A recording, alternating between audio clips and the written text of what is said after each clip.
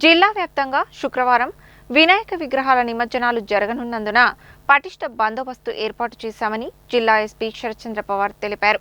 ఎలాంటి అవాంఛనీయ సంఘటనలు జరగకుండా చూసేందుకు 950 మంది పోలీసులతో గట్టి బందోబస్తు ఏర్పాటు చేశామని చెప్పారు.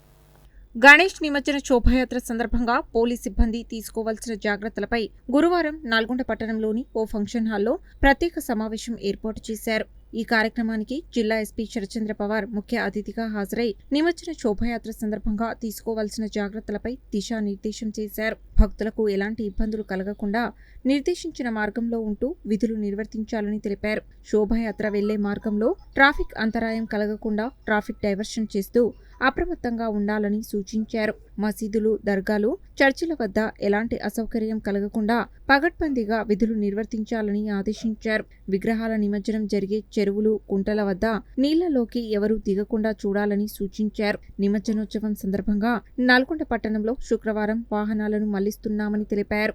హాలియా దేవరకొండ వైపు నుండి హైదరాబాద్ వైపు వెళ్లే వాహనదారులను JM Goud X road, Idgah మీదుగా మునుగోడు బైపాస్ రోడ్డు నుండి ఐటీ హబ్ వైపు మళ్లించడం జరిగిందని, మిర్యాలగూడ నుండి హైదరాబాద్ వైపు వెళ్లే వాహనాలను తిప్పర్తి, నకరేకల్, నార్కెట్పల్లి మీదుగా హైదరాబాద్ వైపు మళ్లించినట్లు తెలిపారు. హైదరాబాద్ నుండి మిర్యాలగూడ వెళ్లే వాహనాలను నార్కెట్పల్లి, నకరేకల్ నుండి తిప్పర్తి మీదుగా మిర్యాలగూడ వైపు మళ్లించడం జరిగిందని, హైదరాబాద్ నుండి హాలియా దేవరకొండ వైపు వెళ్లే వాహనాలను ఐటీ హబ్, మునుగోడు బైపాస్, ఈద్గా మీదుగా జేఎం గౌడ్ ఎక్స్ రోడ్ వైపు మళ్లించినట్లు తెలిపారు. దేవరకొండ నుండి మిర్యాలగూడ వెళ్లే వాహనాలను డీఈఓ కార్యాలయం వద్ద మళ్లించడం జరుగుతుందని తెలిపారు. ఈ సమావేశంలో అదనపు SP Ramesh, SB DSP Mallareddy, Nalgonda DSP Sivaram Reddy తదితరులు పాల్గొన్నారు.